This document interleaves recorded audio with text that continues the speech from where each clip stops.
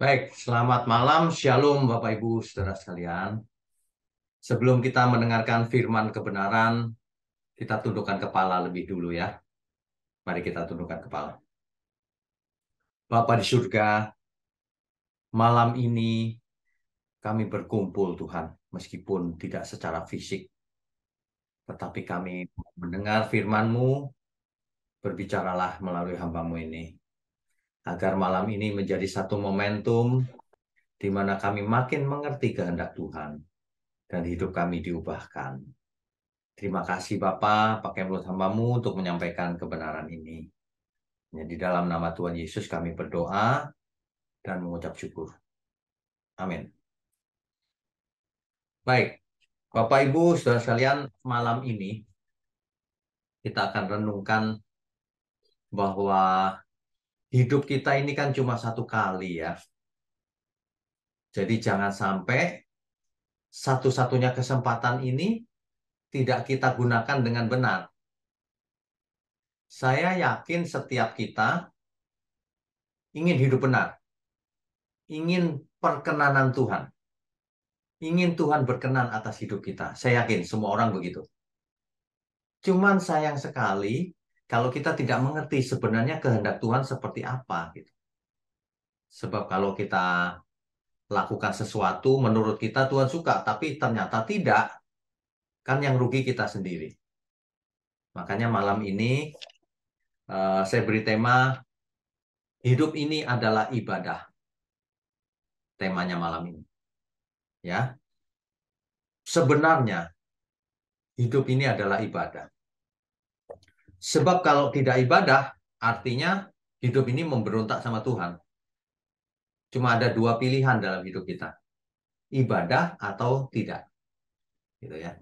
Nah, sedangkan kata ibadah sendiri seringkali disalah mengerti bahwa ibadah itu seolah-olah cuma hari Minggu, cuma kalau persekutuan doa seperti ini itu ibadah. Sedangkan kalau bekerja di kantor dianggap sekuler, kalau lagi dagang dianggap sekuler. Nah, ini sebenarnya tidak tepat. Enggak demikian yang dimaksud dengan ibadah itu. Ya, kalau kita baca Alkitab dari awal ya, yang namanya ibadah itu artinya adalah bekerja pada mulanya. Adam ketika ada di Eden tidak disuruh nganggur sama Tuhan, dikasih pekerjaan, beri nama semua binatang, kuasai bumi dan segala isinya, dikasih pekerjaan. Dan kalau Adam nurut, itu melakukan ibadah Adam. Itulah sebabnya dalam bahasa Ibrani, teks asli Alkitab, dipakai kata avodah. Avodah itu artinya satu, bekerja. Kedua, melayani. Ketiga, ibadah atau pelayanan atau kebaktian atau penyembahan. Itu artinya, pada mulanya begitu, kerja pun adalah ibadah. Sebab Tuhan yang memerintah. Tuhan kasih tugas ke Adam, Adam kuasai bumi. Gitu. Nah, itu ibadah. Melakukan kehendak Tuhan itu ibadah. Dalam Kejadian 2 ayat 15, saya bacakan ya. Tuhan Allah mengambil manusia itu dan menempatkannya dalam Taman Eden untuk mengusahakan dan memelihara taman itu. Nah, mengusahakan di situ itu pakai teks afat namanya. Itu artinya untuk bekerja, mengolah, membudidayakan, mengusahakan. Itu ibadah, avoda sama. Jadi pada mulanya yang namanya ibadah itu belum ada gereja kan? Kan di Eden belum ada gereja, belum ada liturgi, belum ada macam-macam. Alkitab juga belum ada. Jadi ada mula-mula ibadahnya adalah bekerja sesuai perintah Tuhan. Itu ibadah mula-mula di Eden. Kemudian dengan berjalannya waktu, ibadah menjadi liturgi. Kan kita tahu bangsa Israel diberi Taurat oleh Tuhan, lalu membuat kemah pertemuan atau yang disebut dengan tabernakel. Nah, mulai liturgis kegiatannya, ritual. Nanti harus nyembelih kambing atau domba dipersembahkan. Ada aturannya harus begini, harus begitu. Tidak boleh makan yang ini, tidak boleh makan yang itu. Ini haram, itu halal. Mulai banyak aturan. Nah, sejak itu, ibadah seolah-olah hanya itu. Sedangkan kalau di luar tabernakel seolah-olah hidup biasa, tidak ibadah. Nah, ini tidak tepat sebenarnya. Mengapa?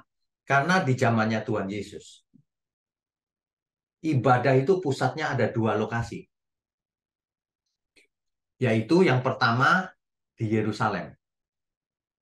Mengapa ibadah di Yerusalem? Karena di sana ada bait Allah. Jadi semua orang kalau mau hari raya gitu perginya ke Yerusalem, ya. Ah, hari raya Paskah dan sebagainya ke Yerusalem, pusat peribadatan. Sedangkan untuk orang Samaria itu peribadahnya bukan di Yerusalem karena ditolak kan Samaria oleh orang Israel. Ia membuat peribadatan sendiri di Gunung Gerizim namanya. Ya. Nah, Tuhan Yesus bercakap-cakap dengan perempuan Samaria dan Tuhan berkata, perempuan Samaria ini berkata begini, nanti kalau Mesias datang, ia akan memberitahukan segala sesuatunya kepada kami. Tuhan berkata begini, akulah dia yang kau tunggu-tunggu itu. Tuhan langsung bicara, akulah Mesias yang kau tunggu-tunggu itu. Nah, sedangkan kitab suci juga berkata bahwa Mesias itulah Tuhan. Nah, ya. Jadi ibadah di zamannya Tuhan Yesus itu ada dua lokasi, di Yerusalem dan di Gunung Gerizim. Tapi Tuhan Yesus mengubah peribadatan cara itu. Tuhan berkata nanti akan ada waktunya orang tidak beribadah di Yerusalem, juga tidak di gunung ini, tetapi akan menyembah dalam roh dan kebenaran. Coba kita baca ya ayatnya ya.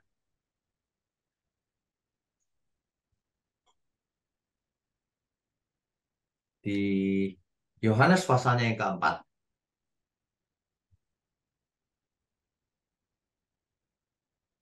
ayat yang ke-25.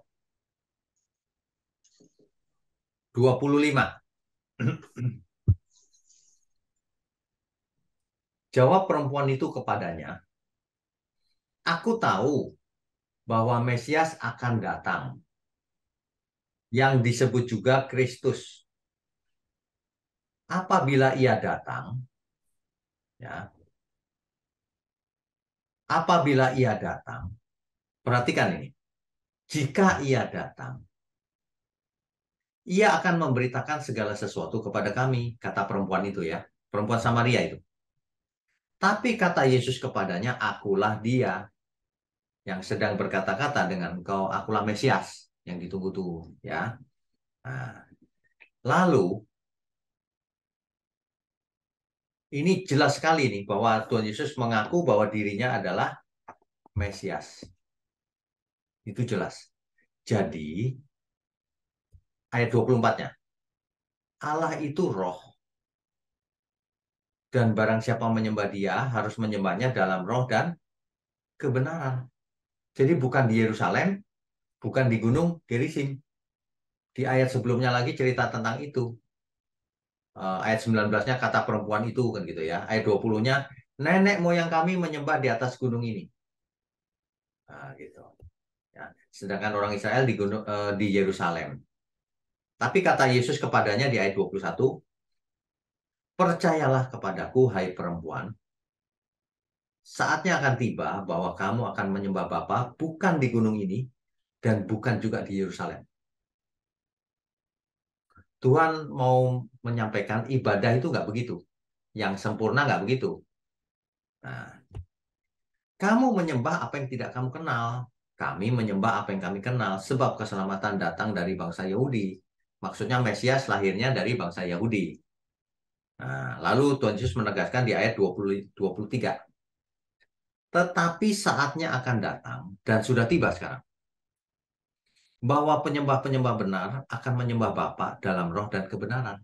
Jadi bukan di Yerusalem, bukan di gunung ini, tapi dalam roh dan kebenaran. Apa itu? Menyembah Tuhan itu bukan pakai bahasa roh saja, bukan itu artinya.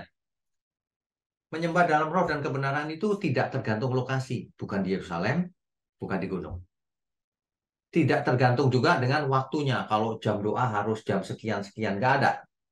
Setiap saat kita harus berdoa. Ada jam khusus boleh, tapi tidak harus jam segitu, segitu, segitu gitu.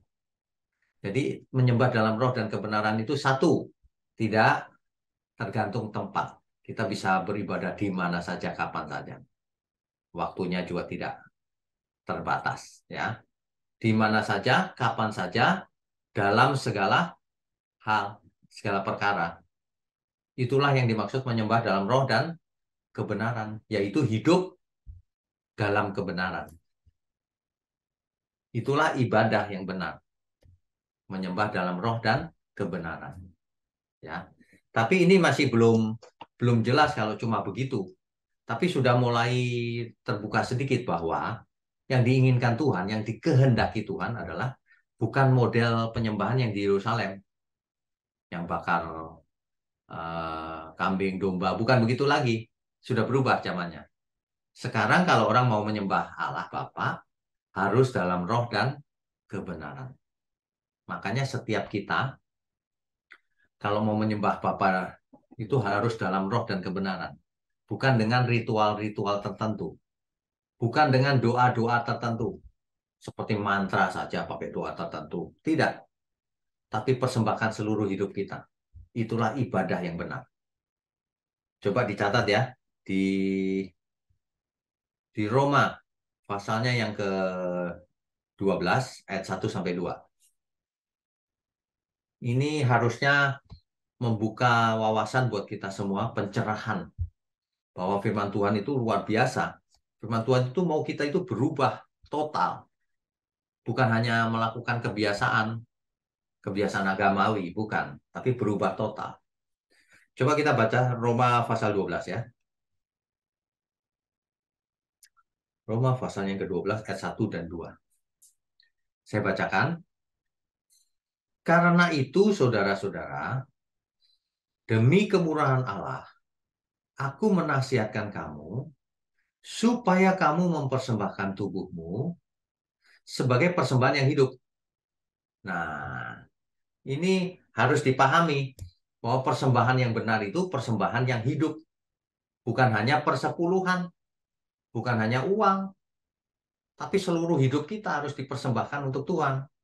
Percuma kasih persepuluhan kalau hidupnya nggak benar. Percuma, karena yang diinginkan Tuhan seluruh hidup kita. Ya, sebagai persembahan yang hidup. Yang bagaimana hidupnya? Itu dijelaskan di situ. Yang kudus dan yang berkenan kepada Allah itu adalah ibadahmu yang sejati. Jadi bukan hanya hari Minggu. Hidupmu yang kudus itu yang seperti apa? Dalam seluruh hidup kita tidak bercacat, tidak bercela. Itu maksudnya, hidup kudus. Tidak salah gitu. Dan yang berkenan kepada Allah, apa maksudnya yang berkenan? Apa saja yang kita lakukan menyenangkan Allah. Itu maksudnya. Nah, itulah ibadah yang benar. Ibadah yang sejati. Jadi, kita persembahkan seluruh hidup kita untuk Tuhan. Coba kita baca sebelum balik ke sini ya. Kita baca 1 Korintus 10 ayat 31. Rasul Paulus menjelaskan dengan kalimat lain. Aku menjawab, jika engkau makan, atau jika engkau minum, atau jika engkau melakukan sesuatu yang lain, apapun itu, lakukanlah semuanya itu untuk kemuliaan Allah. Artinya apa? Seluruh hidup kita loh. Makan, minum, atau melakukan segala sesuatu, lakukan untuk kemuliaan Allah. Itulah ibadah yang benar tadi. Yang ditulis dalam Roma tadi. Roma 12 ya. Ayat 1. Jadi kita itu memiliki kebenaran yang jelas sebenarnya. Bahwa kita harus hidup kudus dan menyenangkan Tuhan. Itulah ibadah yang benar. Bukan cuma kasih duit ke gereja, persembahan. Bukan. Seluruh hidup kita harus berkenan bagi Tuhan. Ayat 2-nya kita lanjutkan dulu ya.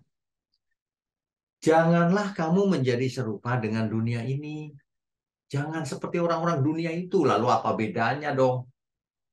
Kita percaya Tuhan ditebus, tapi nggak ada beda dengan orang dunia. Ya percuma kalau begitu. Nggak selamat itu.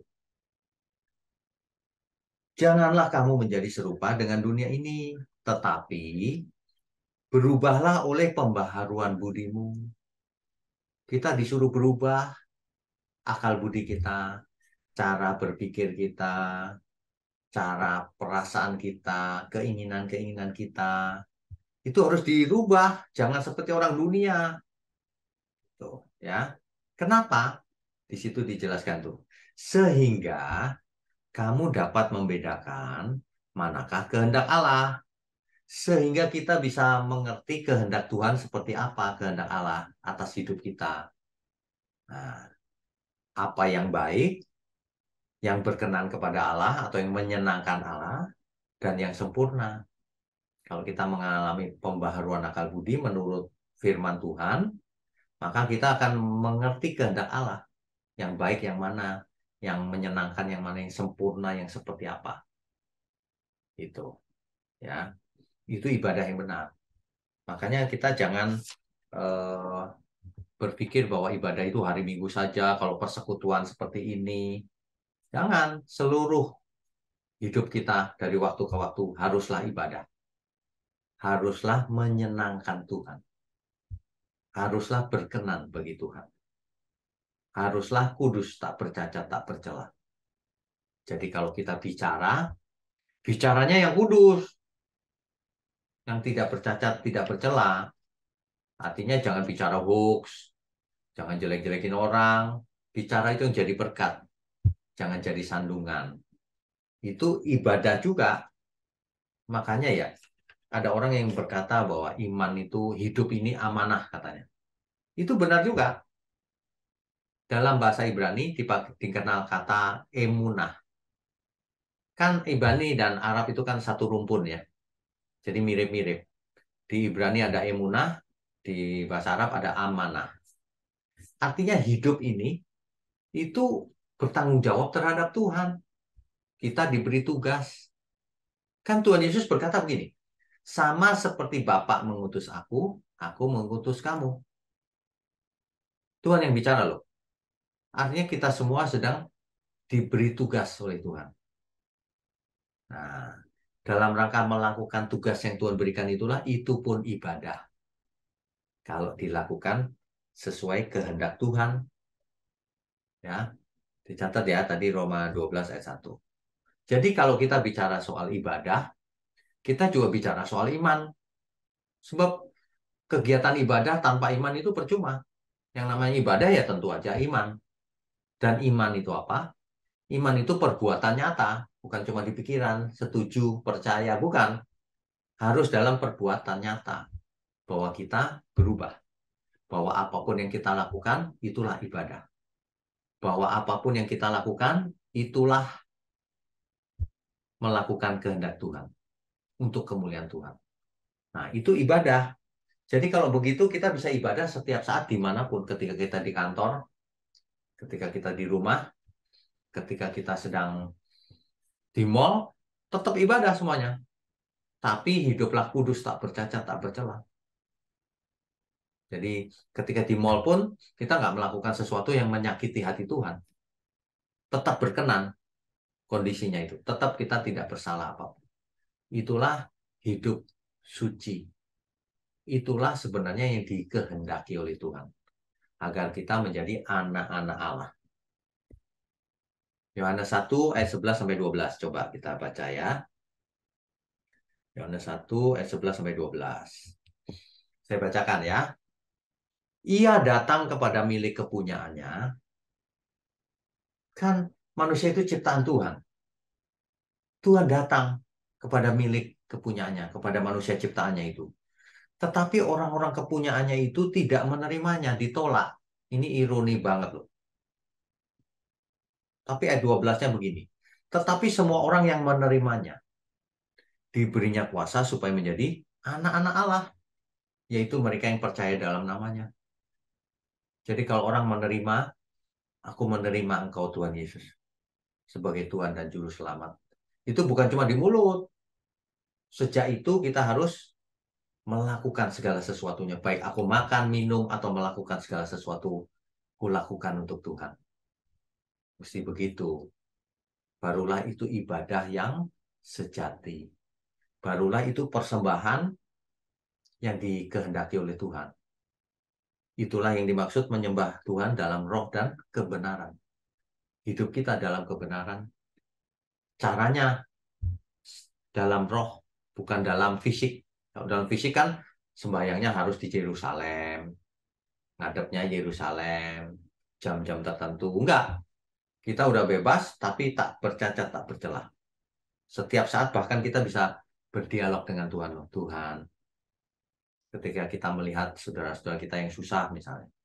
Tuhan, kenapa dunia ini begini? Itu udah doa itu, meskipun dalam hati.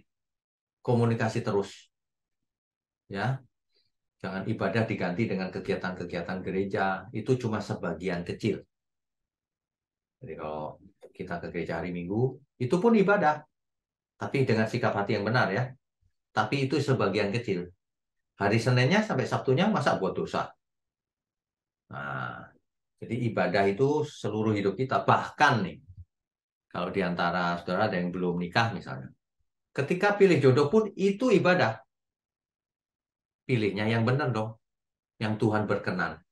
Jangan sembarangan. Nah, kan gitu ya. Nanti kalau sembarangan, Tuhan tidak berkenan. Kau sendiri jadi susah nanti hidupnya. Salah pilih jodoh. Kan gitu. Nah, bagi yang sudah nikah, kalau salah Pak, aku salah pilih. Ya, salah pilih nggak apa-apa, tapi bertobat sama-sama sekarang. Sehingga dua-duanya hidup dalam penyembahan dalam roh dan kebenaran. Penyembah-penyembah yang benar. Penyembah yang benar bukan lewat kalimat saja, khususnya lewat perbuatan. Karena menyembah Tuhan itu artinya menjunjung tinggi Tuhan. Di atas segala segala sesuatu dalam hidup kita. Paling tinggi Tuhan. Itu menyembah artinya. Dalam roh dan kebenaran, dalam setiap perbuatan, dalam batinnya, maupun dalam segala sesuatunya seluruh hidup kita. Tapi dalam kebenaran, artinya tidak bercacat, tidak bercela. Tidak ada noda sama sekali. Ya, itu sebabnya kalau seseorang dibaptis, jangan berpikir setelah dibaptis pasti selamat. Baptis itu hanya mula-mula komitmen, aku mau nih, aku mau belajar Tuhan. Menjadi manusia baru seperti yang kau kehendaki. Lahir baru. Lahir baru nggak bisa setelah dibaptis, lahir baru nggak bisa. Perlu proses panjang. Belajar berubah itu panjang prosesnya. Karena banyak orang yang, apa ya istilahnya ya, sulit berubah. Sudah dibaptis, minta 2 kali lagi. Tapi nggak berubah juga hidupnya, sepanjang hidupnya. Manusia itu repot memang. Ya, makanya Rasul Paulus menulis tadi itu, berubahlah, jangan seperti orang dunia. Orang dunia itu kan bebal gitu, nggak mau berubah ya. Jangan seperti dia, berubahlah menurut pembaharuan budi, dibaharui akal budinya, gitu loh. Jadi kalau ibadah itu bukan cuman hari tertentu, jam tertentu, di tempat tertentu. Seluruh hidup kita harus kita persembahkan kepada Tuhan. Itulah persembahan yang hidup, yaitu hidup kudus, berkenan bagi Tuhan, dalam roh dan kebenaran.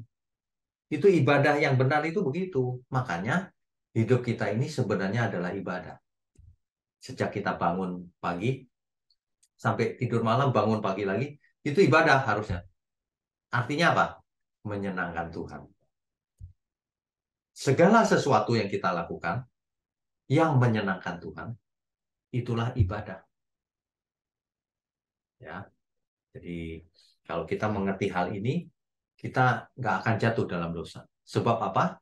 Setiap saat kita sadar, aku sedang ibadah. Jangan kalau minggu anak mau ibadah nih, gitu. Loh, hari lain nggak ibadah emang. Nah, jadi di rumah pun aku sedang ibadah. Nggak mungkin orang yang seperti itu bisa jatuh dalam dosa. Nggak mungkin. Karena ingat, aku sedang ibadah. Segala sesuatu kulakukan untuk Tuhan. Bagaimana mungkin orang seperti itu jatuh dalam dosa? Nggak mungkin. Kenapa orang jatuh dalam dosa? Karena ibadahnya cuma hari Minggu. Karena ia pikir kegiatan yang lain itu bukan ibadah.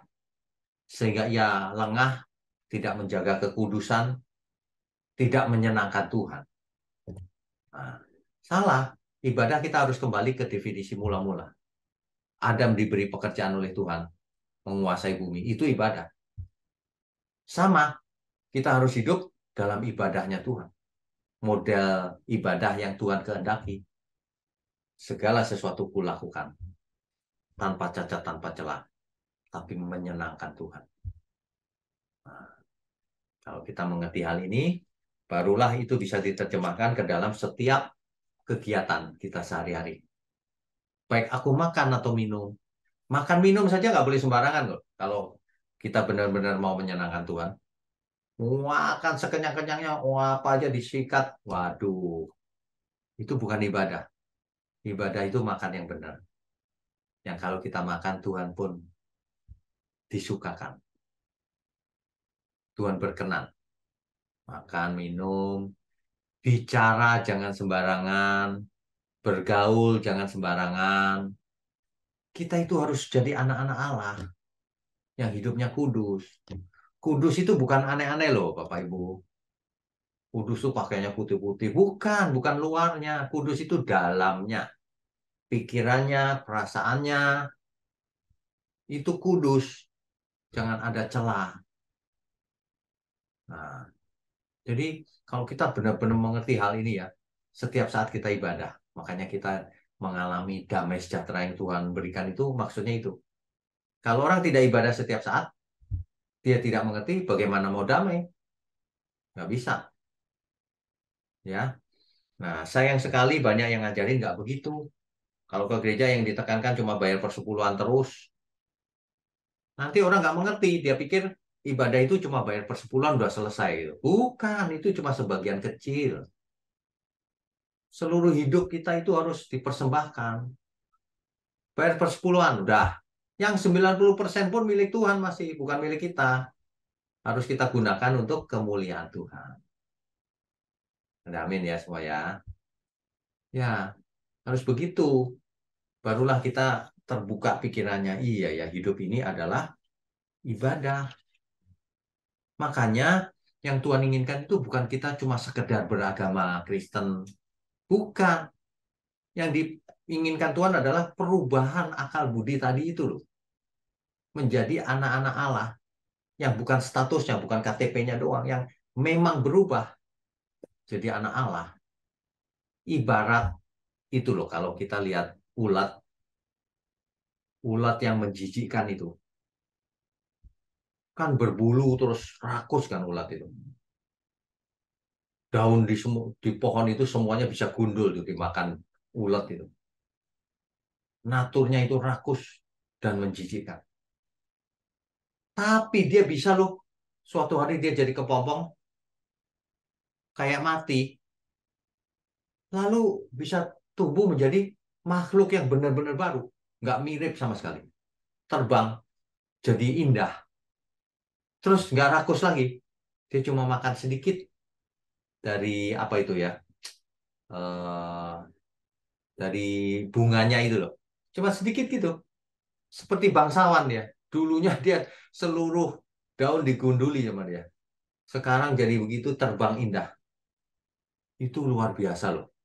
Tuhan mengajar kita lewat lewat banyak peristiwa alam.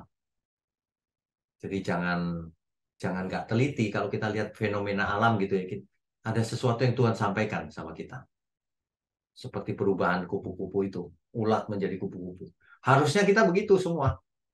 Dulunya ulat menjijikkan manusia berdosa. Tapi kemudian mengalami proses menjadi kupu-kupu yang indah terbang. Wah, mantap itu. Ya. Nah, mulai sekarang kita harus selalu ingat dimanapun, kapanpun, dalam segala hal, haruslah menyenangkan Dia. Haruslah berkenan bagi Tuhan. Itulah ibadah yang sempurna, ibadah yang benar, ibadah yang dikehendaki oleh Tuhan. Itu maksudnya ibadah yang benar itu, ya. Jadi ibadah hidup ini adalah ibadah. Kenapa? Karena seluruh hidup kita lah yang namanya ibadah. Kecuali hidup seseorang tidak menyenangkan Tuhan. Nah, itu hidupnya bukan ibadah. Mulai sekarang, setiap saat kita harus menyenangkan Tuhan. Jadi kalau kita mau marah gitu, dipikir dulu, marahku ini menyenangkan Tuhan apa enggak ya? Kalau enggak, jangan dilakukan, diam aja. Mulai sekarang, makan ini menyenangkan Tuhan enggak ya? Oh, ini enggak bahaya, enggak apa-apa. Tapi makan sembarangan bahaya itu. Itu pasti Tuhan tidak berkenan. Contoh sederhana deh, merokok apakah itu berkenan bagi Tuhan? Tentu tidak.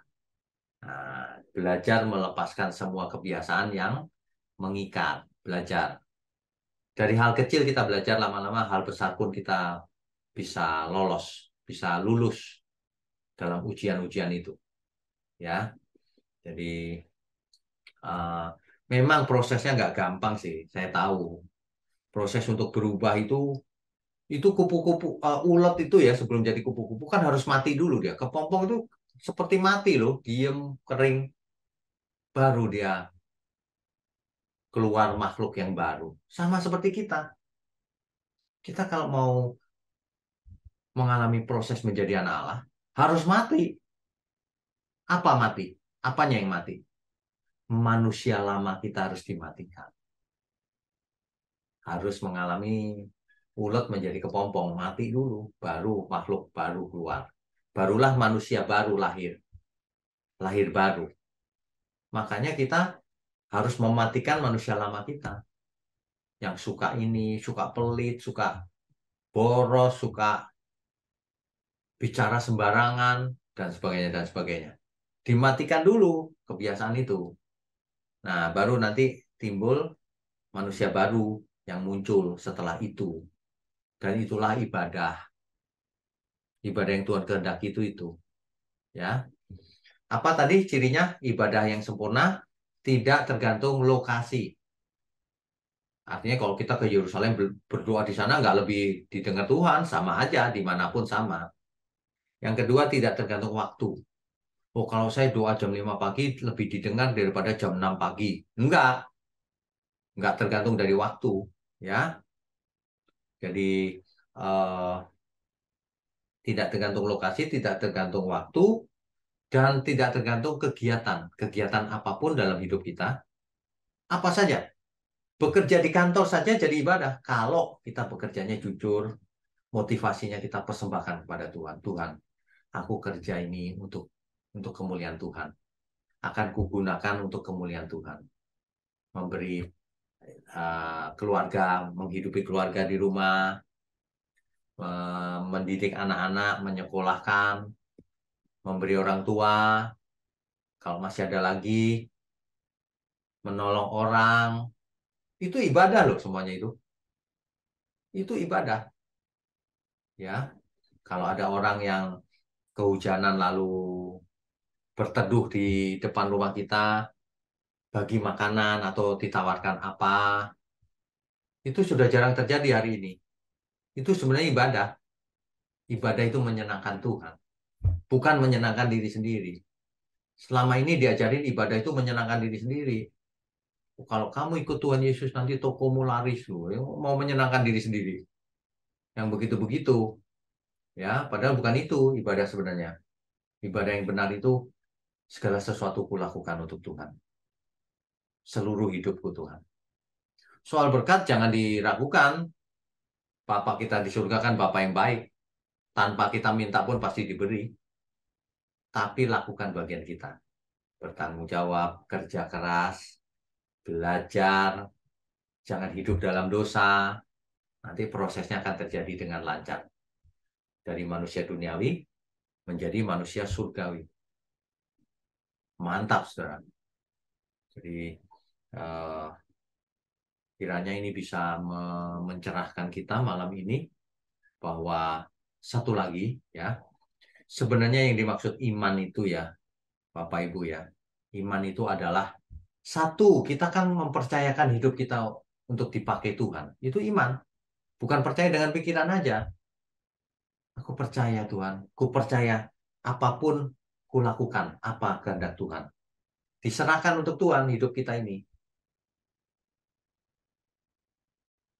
Iman arti yang kedua adalah, jadi orang yang beriman itu bisa dipercaya Tuhan untuk melakukan pekerjaan Tuhan. Untuk menjadi saksi di bumi. Untuk jadi memberkati sesama. Itu iman juga. Ya, kalau orang berkata amin, gitu, itu haruslah jadi iman. Artinya iya dan kulakukan, bukan cuma iya, bukan cuma setuju, tapi iya Tuhan, kan kulakukan. Yang menjadi masalah bagi kita semua itu begini loh. Hidup kita ini sampai nanti kita menutup mata, itu ada banyak rintangan. Rintangannya itu kalau orang banyak keinginan, itu rintangan tuh. Rintangan supaya kita tidak bisa lari dalam pertandingan iman. Banyak keinginan. Belum soal apa ya? Materialisme, matre orangnya. Wah, susah yang gitu-gitu susah. Belum yang pengen berkuasa, pengen jabatan dengan cara-cara yang licik. Waduh, manusia itu banyak godaannya.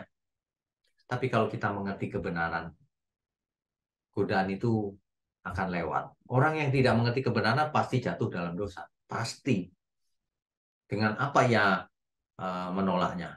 Gak bisa semua orang cari cari uang, cari kekuasaan, cari jabatan. Tapi kalau kita mengerti, cari uang pun dalam rangka ibadah. Mau digunakan untuk kemuliaan Tuhan. Berkuasa untuk kemuliaan Tuhan. Jangan untuk kepentingan diri sendiri, untuk rakyat, supaya Tuhan dimuliakan. Ya, dalam segala hal.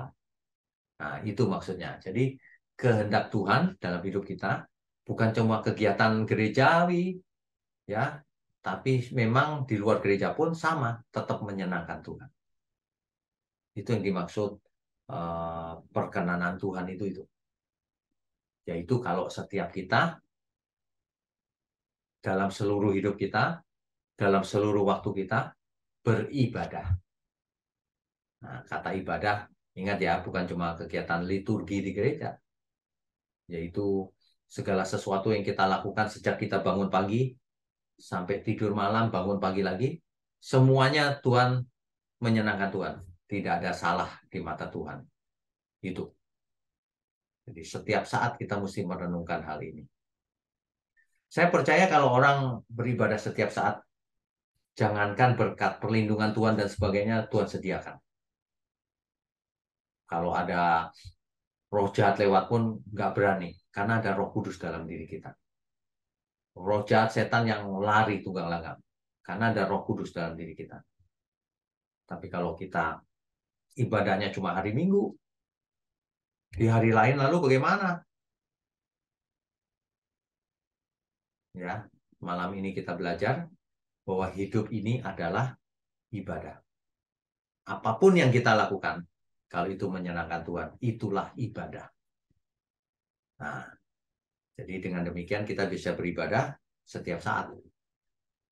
Dan itu yang benar. Ibadah sejati itu mempersembahkan seluruh hidup kita. Tapi harus hidup kudus dan berkenan. Gitu. Ya. Amin ya, Bapak Ibu sekalian. Kita kita lanjutkan dengan diskusi dan tanya jawab supaya lebih jelas lagi. Mumpung lewat Zoom kan bisa terus sampai jam berapa juga bisa, nggak ada masalah. Ingat ya, malam ini kita belajar ibadah yang benar. Bahwa hidup kita itu sebenarnya adalah ibadah. Bukan hanya hari tertentu. Bukan hanya di gereja. Bukan hanya di Yerusalem. Di rumah pun ibadah, di kantor pun ibadah, di mana saja. Dengan segala kegiatan kita. Oke, amin. Kita lanjut.